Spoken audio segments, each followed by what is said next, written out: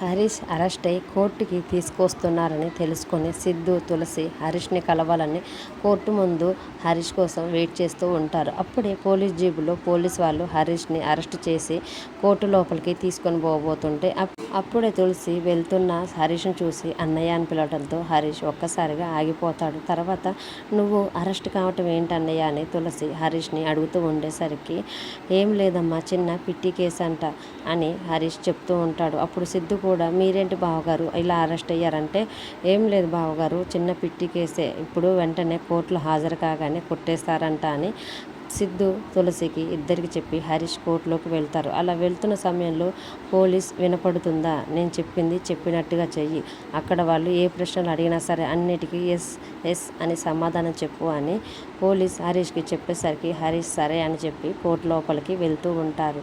Court లోపలికి వెళ్ళిన తర్వాత బోన్లో హరీష్ని, సౌకర్ణికని ఇద్దరిని ప్రవేశపెడితే అప్పుడు సౌకర్ణిక ఎదురుగా బోన్లో ఉన్న హరీష్ని చూస్తూ కావాలనే ఈ హరీష్ సహాయంతో మా అన్నయ్య శ్రీకాంత్ని యాక్సిడెంట్ చేసి చంపేసింది తులసి అని బోన్లో ఉన్న హరీష్ వైపు చూస్తూ సౌకర్ణిక చెప్పేసరికి సౌకర్ణిక మాటలు విని హరీష్, సిద్ధు, తులసి ముగ్గురు ఒక్కసారిగా షాక్ అవుతారు. వెంటనే తులసి లేచి నో అని గట్టిగా అరుస్తూ ఉండేసరికి అప్పుడు జడ్జి గారు ఆర్డర్ ఆర్డర్ అమ్మ, నువ్వేదైనా చెప్పదలుచుకుంటే బోన్లోకి వచ్చి చెప్పమ్మా అని చెప్తూ ఉండేసరికి తులసి వచ్చి బోన్లో నిలబడుతుంది. అప్పుడు సౌకర్ణిక లాయర్ బోన్లో ఉన్న తులసిని ప్రశ్నిస్తూ ఉంటాడు.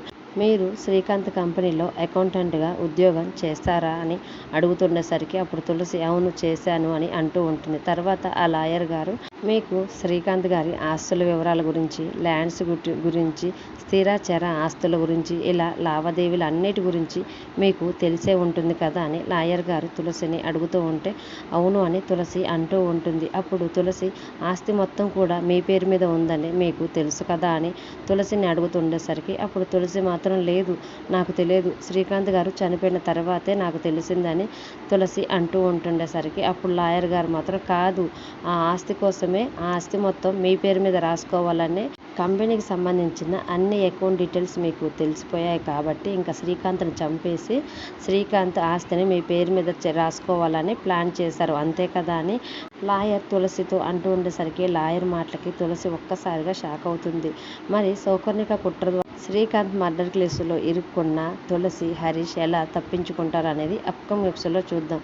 వీడియో నచ్చితే ప్లీజ్ లైక్ చేసి మన ఛానల్ని సబ్స్క్రైబ్ చేసుకోండి. Thanks for watching.